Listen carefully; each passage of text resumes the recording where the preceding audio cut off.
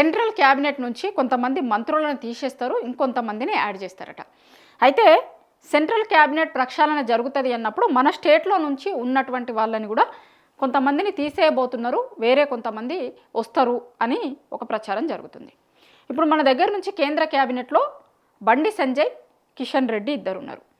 బండి సంజయ్ హోంశాఖ సహాయ మంత్రిగా ఉన్నాడు, ఇండిపెండెంట్ ఛార్జ్ కాదు. కిషన్ రెడ్డి కూడా క్యాబినెట్లో ఉన్నారు. తెలంగాణ రాష్ట్రం నుంచి ఇద్దరికి అవకాశం ఇచ్చింది కేంద్రం. అయితే ఇప్పుడు బండి సంజయ్ దాదాపుగా అవుట్ అయిపోయినట్టే. బండి సంజయ్ వాళ్ళ కొడుకు పోక్సో కేసులో అరెస్ట్ అయ్యి జైల్లో ఉన్నాడు. దాదాపుగా బండి సంజయ్ కేంద్ర క్యాబినెట్ నుంచి బయటకు వస్తాడు. అంటే రాజీనామా చేసుడా తీసేసుడా అనేది క్లారిటీ రావాల్సింది ఉంది, కానీ బయటకి రావడం అయితే పంపించడం అయితే కన్ఫర్మ్ అయిపోయింది అంటారు బీజేపీలు. అయితే ఆయన ప్లేస్లో ఎవరిని తీసుకుంటారు? చాలా రోజుల నుంచి వినిపిస్తున్న పేరు ఏంటి అంటే ఈటల రాజేందర్ని తీసుకుంటారు అనేది చాలా రోజుల నుంచి వినిపిస్తున్న పేరు. కానీ కేంద్ర ప్రభుత్వం ఈటల రాజేందర్కి కూడా షాక్ ఇచ్చేటట్టు కనిపిస్తుంది. కేంద్రం తీసుకుంటాము అని చెప్తున్న వాటిలలో ఈటల రాజేందర్ పేరు కాకుండా ఇంకొకరి పేరు ఉంది అనేది ఇప్పుడు ప్రచారంలో ఉన్న వార్త. నిన్న కేంద్ర క్యాబినెట్ భేటీ అయింది. మన దగ్గర నుంచి క్యాబినెట్లో ఉన్నటువంటి మంత్రులు పోయిరు. దానికంటే ముందు వీళ్ళ బీజేపీ రాష్ట్ర అధ్యక్షుడు పోయిండు, వాళ్ళ హైకమాండ్ అగ్రనాయకుల్ని కలిసిండు. ఇవాళ కూడా మళ్ళొకసారి అక్కడ మీటింగ్ ఉందంట. తెలంగాణ రాష్ట్రంకి సంబంధించిన చాలా ఇష్యూస్ మీద, పార్టీ పరిస్థితి ఏంది, ఏం జరుగుతుంది పార్టీలో, ఎట్లా నడుస్తుంది పార్టీ, భవిష్యత్ కార్యాచరణ ఏంది, ఇవన్నింటి గురించి మీటింగ్ జరుగుతుంది అని చెప్తున్నారు.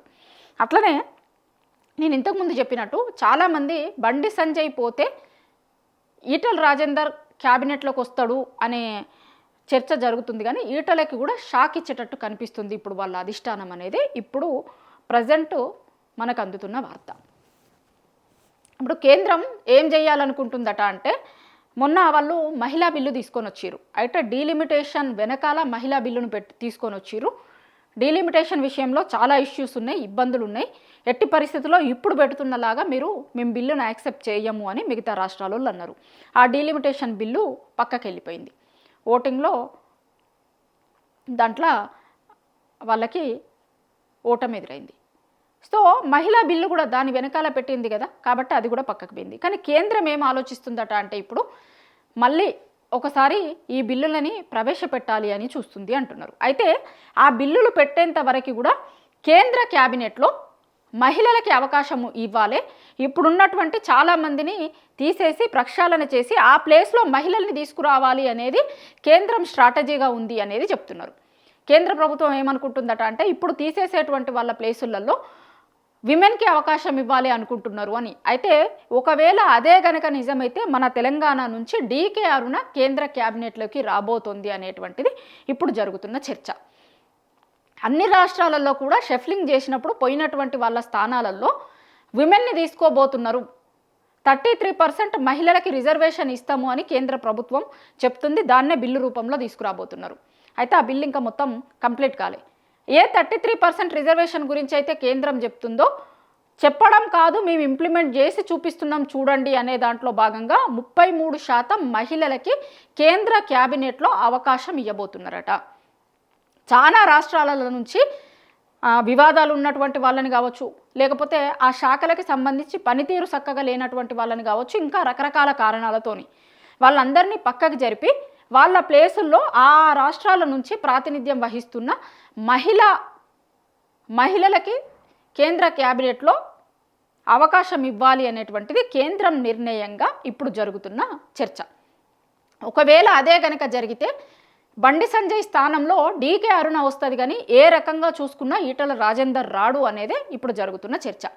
ఈటల రాజేందర్ చాలాసార్లు కేంద్ర మంత్రివర్గం గురించి చర్చ వచ్చినప్పుడు ఈటల రాజేందర్ కేంద్ర క్యాబినెట్లకు తీసుకుంటారు అనే చర్చ వచ్చింది. మధ్యలో చాలా సందర్భాలలో ఇంకా షఫ్లింగ్ చేస్తారట, లేకపోతే ఇంకొకరికి అవకాశం ఇస్తారట తెలంగాణ నుంచి, కొన్ని రాష్ట్రాల నుంచి ఇంకా కొంతమందికి అవకాశం ఇస్తారట అన్నప్పుడు కూడా ఈటల రాజేందర్ పేరు వచ్చింది. ప్రతిసారి కేంద్ర క్యాబినెట్కి సంబంధించిన చర్చ జరిగిన ప్రతిసారి ఈటల రాజేందర్ పేరు వస్తుంది, కానీ వచ్చినటువంటి లిస్టులో మాత్రం ఈటల రాజేందర్ పేరు ఉండలేదు. సో ఇప్పుడు కూడా 2-3 రోజుల నుంచి బండి సంజయ్ 2-3 రోజులు కాదు, వారం రోజుల నుంచి బండి సంజయ్ కొడుకు మీద ఏ రోజైతే పోక్సో కేసు అయిందో ఆ రోజు నుంచి కూడా బండి సంజయ్ని పక్కకు జరపబోతున్నారు. ఆ ప్లేస్లో ఈటల రాజేందర్ వస్తాడు అనే చర్చ నిన్నటి రాక తెలంగాణలో జరిగింది. కానీ కేంద్రం నిర్ణయం మాత్రం అట్లా లేదు. బండి సంజయ్ ప్లేస్లో మహిళకి ఇవ్వాలి అనేటువంటిది వాళ్ళ నిర్ణయంగా కనిపిస్తుంది అనేదే ఇప్పుడు బీజేపీ వైపు నుంచి వస్తున్నటువంటి వార్త. సో ఈసారి కూడా ఈటల రాజేందర్కి మొండి చెయ్య దక్కబోతుంది. ఈసారి కూడా కేంద్ర క్యాబినెట్లోకి ఈటల రాజేందర్ని తీసుకునే అవకాశాలు కనిపిస్తలేవు. మహిళలకి ప్రాధాన్యత ఇవ్వాలి అనేటువంటిదే ఫస్ట్ ప్రియారిటీగా వాళ్ళ కేంద్రానికి ఉంది కాబట్టి అందులో భాగంగా తెలంగాణ నుంచి డీకే అరుణకి అవకాశం ఇస్తారు తప్పించి ఈటల రాజేందర్కి అవకాశం ఇవ్వరు అనే చర్చ విపరీతంగా జరుగుతుంది. సో మొత్తం ప్రాసెస్ అంతా పూర్తయిపోయి పేర్లు బయటకు వచ్చిన తర్వాత ప్రాపర్గా ఏం జరిగింది, ఏ ఈక్వేషన్స్ వర్కౌట్ అయినాయి అనేటువంటి దాని మీద క్లారిటీ వస్తుంది. కానీ ఇప్పటివరకు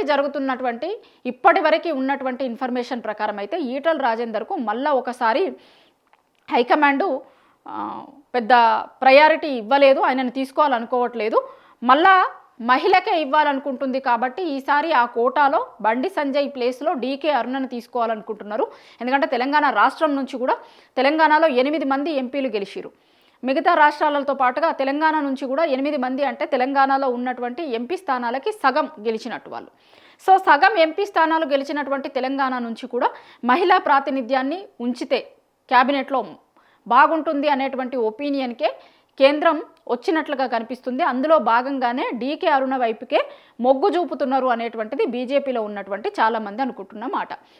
ఒకవేళ డీకే అరుణకి క్యాబినెట్లో అవకాశం కల్పించడం ఒకవేళ ఏమన్నా ఇబ్బంది అయితే కనుక ఆమెను పార్టీలో ఒక కీలకమైనటువంటి పొజిషన్లకి తీసుకురావాలి అనే చర్చ కూడా జరుగుతుందట. ఎందుకంటే అట్లీస్ట్ ప్రభుత్వంలో కాకపోయినా పార్టీలో కూడా, ఇప్పుడు ప్రభుత్వంలో పార్టీలో అన్నిట్లలో వాళ్ళు విమెన్కి అవకాశం ఇస్తున్నాము, విమెన్కి రిజర్వేషన్లు ఇవ్వాలి, ప్రజాప్రతినిధులుగా ఎదగాలి, విమెన్ కూడా అన్ని రంగాలలో రావాలి, అందుకోసమే మేము 33% రిజర్వేషన్ పెట్టబోతున్నాము, ఎక్కువ మంది మహిళలు ప్రజాప్రతినిధులుగా అయ్యేందుకు ఇది పనికొస్తుంది అనేది కేంద్రం చెప్తుంది. అందులో భాగంగానే బిల్లు పెట్టింది. ఆ బిల్లు పక్కకు పోయింది. కాబట్టి ఇప్పుడు సాధ్యమైనంతగా క్యాబినెట్లో కావచ్చు, ప్రభుత్వంలో కావచ్చు, అట్లనే పార్టీలో కావచ్చు విమెన్కి ఎక్కువ అవకాశాలు ఇవ్వాలి, సాధ్యమైనంత ఎక్కువ మందికి ఏ రాష్ట్రాలు అయితే ఉన్నాయో ఆ రాష్ట్రాలలో అధ్యక్షులు ఇవ్వడం కావచ్చు, లేకపోతే కీలకమైనటువంటి పొజిషన్లు ఇవ్వడం కావచ్చు. ప్రభుత్వంలో ఒకవేళ ఫిల్ చేసే అవకాశం లేకపోతే పార్టీలోనైనా ఫిల్ చేయాలి అన్నట్టుగా ఉన్నారు. కాబట్టి దాదాపుగా డీకే అరుణకి బెర్త్ కన్ఫర్మ్ అయినట్టే. ఒకవేళ లేకపోతే కనుక ఆమెకి పార్టీలో ఒక పెద్ద పొజిషన్ రాబోతుంది అనే చర్చ అయితే జరుగుతుంది. సో దీన్ని బట్టి తెలుస్తుంది ఏంది అంటే డీకే అరుణకి పదవి వచ్చేటువంటి అవకాశాలే ఎక్కువ ఉన్నాయి అనేటువంటిది ఇప్పటివరకు అందుతున్నటువంటి ఇన్ఫర్మేషన్ ప్రకారం.